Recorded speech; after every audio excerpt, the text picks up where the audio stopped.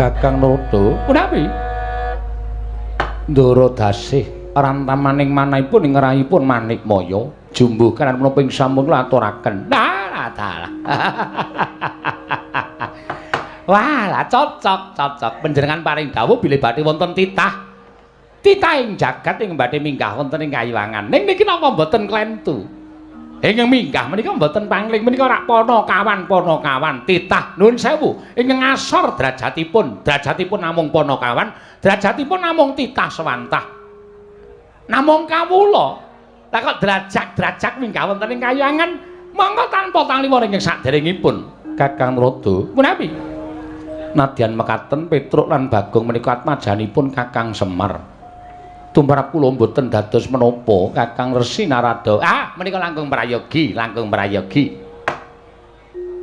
Kakang Narada katuran lenggah prayogi kula tak ndangu kalian Panakawan ingkang sowan nggih adi kula sumanggaken Panakawan Petruk padha kanthi harja sak praptanira Panakawan nun amit pasang Kalimantabe tinebene iki lho dene Demawaing tawang-tawang lenepatno iku lamanu sipulun kepareng kula ngaturaken sembah sumengkeming pangabekti kula kunju ya Panakawan ndak tampa pangestuku tampanana kula pun dinggo jimat paribeh dayanana ing kasantosan Truk sing nunggokke kowe berskap sapa ya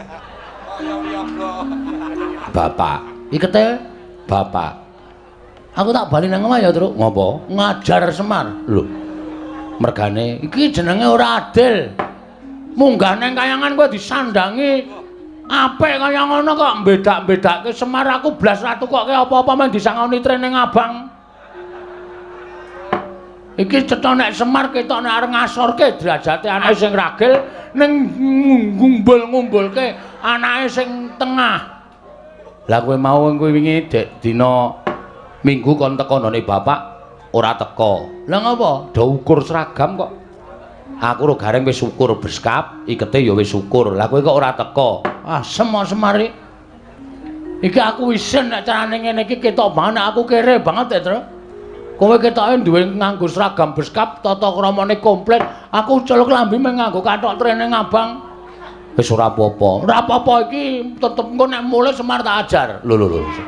Aja ngono to, bapak iki bapakmu kok. Kowe iki ya arep digaweke iket, ning bakale ora cukup, kudu nganggo korden. Anggemu ndasku sak genteng ya. Kok dadak nganggo korden? Ah wong ukuran iket kok 86 ki sirah apa? Uteke gedhe. Panakawan Bagong. Wonten dawuh, panjenengan sinten? Lho. Ulun Bathara Guru. Lho, guru kok yaene muridé sapa? Sik, iki mula mau nek tak jak ning repat kepanasan tak asaku omong gong iki sowan dewa. Dewa iki beda karo menungsa. Dewa ki sing nitahke awake dhewe. Iki Sang Hyang Manikmaya. Wah, Mas Manik. Manikmaya. Mas Maya. Manikmaya komplit.